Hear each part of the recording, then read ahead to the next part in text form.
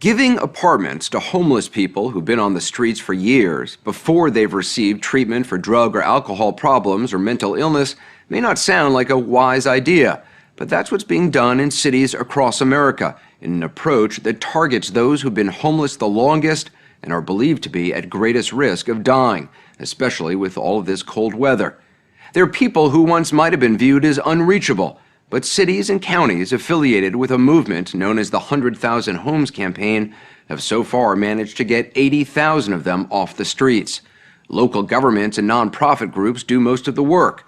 The money comes mostly from existing federal programs and private donations, and there's evidence that this approach saves taxpayers' money.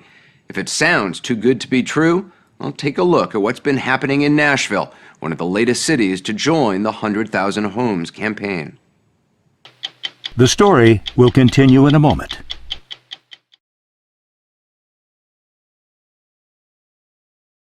You ate, buddy? Robert. In a storage facility on the outskirts of Nashville, outreach worker Ingrid Mcintyre introduced us to Robert McMurtry. Good morning. Hey. I want to introduce you to my friend Anderson. She'd come to ask him some questions about his health. How many times have you been to the emergency room in the past 3 months? Twice. Robert told Ingrid he had a lot of medical problems: HIV, hepatitis C, and throat cancer. He was getting treatment at Vanderbilt University Medical Center, but living in this storage locker without a toilet or running water. He bathed in a stream by the side of the road. He said he'd been homeless for 3 years. How old are you? I'm 48. 48. I'm 46, so we're 2 years apart. It's nice to see someone else with gray hair. He said he used to work in the construction business, but fell on hard times after he lost his job and became ill. A friend took pity on him and allowed him to stay in this storage locker for the past 3 months. I never imagined I'd ever be homeless because I really worked really hard my whole life. And it was just devastating, really, when it happened, because I never imagined that I would be in this condition. Ingrid Mcintyre runs a nonprofit called Open Table Nashville. It's been working with the 100,000 Homes campaign to survey the city's homeless and identify those at greatest medical risk. Do you think he's at high risk? I mean, he's one of the most vulnerable people that I know. 3 days after interviewing Robert, she returned with an offer that was hard to believe. If you want to, I have an apartment for you tomorrow. Good. Do you want it? Yes, I do, really. Good. The following day, Wow, man. Robert moved into his very own apartment. This is great. It's in a private building in downtown Nashville. You wouldn't have to bathe in that stream anymore. The apartment has 1 bathroom, 1 bedroom, and access to this rooftop pool. Until fairly recently, someone like Robert would have to jump through a series of bureaucratic hoops and go through a treatment or job training program before getting permanent housing. The 100,000 Homes campaign advocates using an approach first developed in New York, in which the homeless are given housing first. What we're really aiming for in this movement is that person that's been on the streets, many cases for decades, who you walk past and you're like, oh, I can't even imagine this person being able to be in housing. The hardcore homeless. The hardest core of the hardest core, who also happen to be at the highest risk for dying on the streets. Becky Canis works for a group called Community Solutions, which created the 100,000 Homes campaign. She says most of the 600,000 people who are homeless in the United States on any given night are on the streets for relatively short periods of time, usually less than a month. But it's the chronic cases, people homeless for more than a year, who Canis says are most in need of help. They're out of friends who will let them sleep on their couch. They're out of friends who will help them get a job. They've burned the bridges of the friends, or they just didn't have them in the first place. More than 60% of the chronically homeless have drug or alcohol addictions. 30% suffer from severe mental illness. Canis says many of these people have such serious medical problems, it costs taxpayers more to leave them on the streets. How is it costing more? The inability to tend to your basic health care needs results in people on the streets ending up in emergency rooms and ending up in inpatient hospitalizations. And One night in the hospital is a whole month's rent in most places. So you're saying it's more expensive to allow a chronically homeless person to live on the streets than it is to actually subsidize an apartment for them? Yes, we are paying more as taxpayers to walk past that person on the street and do nothing than we would be paying to just give them an apartment. Becky Canis began working for the 100,000 Homes campaign after a career in the military. She's a West Point graduate and former Army officer who worked with the Special Operations Command. Do you think having a military background helps? I absolutely think it does. It's boots on the ground intelligence that I think is one of the defining factors. To get that boots on the ground intelligence, the 100,000 Homes campaign encourages teams of volunteers and outreach workers to spend 3 nights looking for and interviewing the homeless. In late May, we joined the teams in Nashville as they headed out at 3 in the morning, searching in small patches of woods, under highway overpasses, and in caves where the homeless camp. Hey, sorry to wake you. My name's Will. Those who agreed to answer a series of survey questions would get a free bus pass in return. How many times have you been to the emergency room in the past 3 months? About 5 times. The questions are mainly about their health. HIV or AIDS. Liver disease, cirrhosis? History of stroke or heat exhaustion. The information is used to decide who gets apartments first by giving priority to those at greatest risk of dying on the streets. And the risk is very real. On the steps of this church, a man froze to death last year, one of 52 homeless people who died in the city. Not everything the homeless told the survey teams was accurate. We checked and found some discrepancies. But we were also surprised by the candor of some of the people we met. Ernest Thomas, who has a prosthetic leg, says he once hoped to work in a pharmacy, but ruined his job prospects by getting involved with drugs and crime. He was on parole when we spoke. Look at me, man. I'm 39 years old, and I ain't got nothing. You know what I'm saying? I don't even call my kids. You know, when I do call them, they be like, Dad, how you doing? I gotta lie and fantasize. Oh, man, I'm straight. So how do you think you ended up on the street? Honest with you, man, I couldn't tell you. I really don't know. I messed up. Somewhere I messed up. Yeah. Will Connolly is director of the city's Homelessness Commission. He's the person who decided Nashville should adopt the 100,000 Homes campaign's approach. He'd already lined up a number of apartments for the people identified by the survey.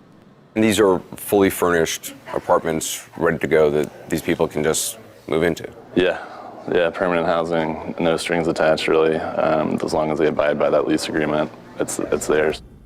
The apartments are paid for mostly by the federal government, which gives rental assistance subsidies to veterans and people with low income.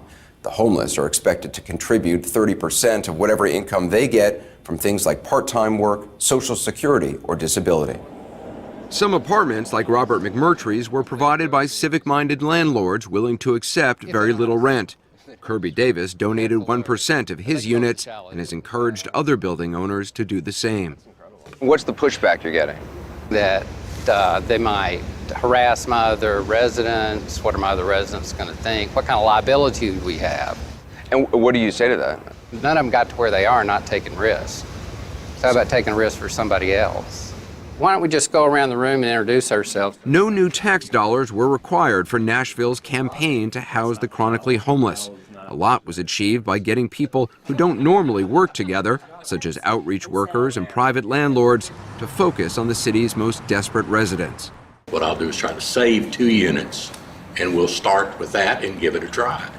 To determine who should get apartments first, the homeless who were surveyed got ranked based on their medical risk factors. Robert McMurtry finished high on the list, but there were some in even worse shape. So who are some of the people you've identified? The most vulnerable, his name's Frank. Frank is Frank Clements, who spent more than 30 years in prison for robbery and other crimes. For him and a friend, home was now this park bench. Where are you guys staying right now? Right here. Yeah. There was a bottle of mouthwash by his side, which is what alcoholics sometimes drink when they can't afford liquor. Frank was 66 years old and said he'd been treated for 2 types of cancer, pneumonia, and heart disease. How many times have you been to the emergency room in the past 3 months? About 3 times. 4 days after he answered those questions, he was walking into his new apartment. This is your new home. All right. Well, my heart is full of gratitude. And, it's awesome. I mean, you don't see people like this that help people out,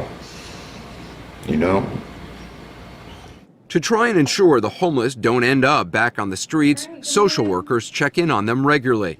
Do you mind if I have a seat? Well, of course you can.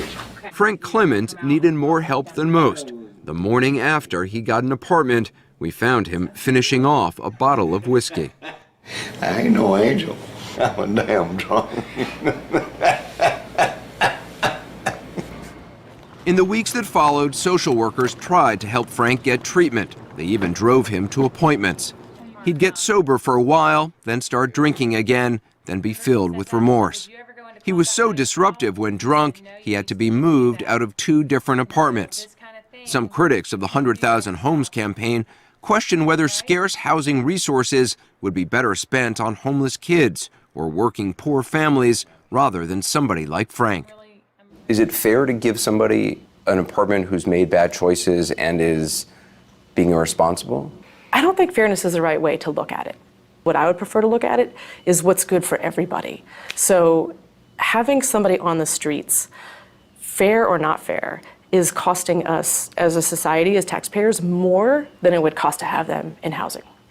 It does seem like you're rewarding somebody, though, who's, drinking or doing drugs or just being irresponsible. I see it as giving them a second chance, and most people given that second chance do something about those behaviors. So far, Robert McMurtry has made the most of his second chance. He made friends in his building, and 3 months after he got his own apartment, we were amazed to see him jogging in a nearby park. Researchers at the University of Pennsylvania found that when homeless people in Philadelphia were given housing and support, more than 85% were still in housing 2 years later and were unlikely to become homeless again. How's it going? Good. Everything looked great this morning? I'm so glad you look awesome. In September, homeless advocates in Nashville held a luncheon for some of the people they'd helped. In 100 days, they'd gotten nearly 200 people into homes, and all but a handful were still in their apartments. But there weren't enough apartments for everyone. Ernest Thomas didn't get one. He ended up back in prison on a parole violation and then homeless once again. By this summer, Nashville and other communities across the country that have joined the 100,000 Homes campaign expect to reach their goal of getting 100,000 people off the streets. That won't completely solve the problem, but Becky Canis says it will prove that it can be solved and that no one is unreachable. We have this amazing collection now of before pictures and after pictures that just captures the transformation that's possible once someone's in housing. There's something that's really dehumanizing about living on the streets in so many ways. And then really in a matter of days from having housing, the physical transformation is almost immediate. They're unrecognizable from their former selves. And I don't think that there's anybody, once they see that, that would say, well, let's put them back on the streets again. It's not just the homeless who are transformed. Anderson Cooper explains on 60MinutesOvertime.com, sponsored by Pfizer.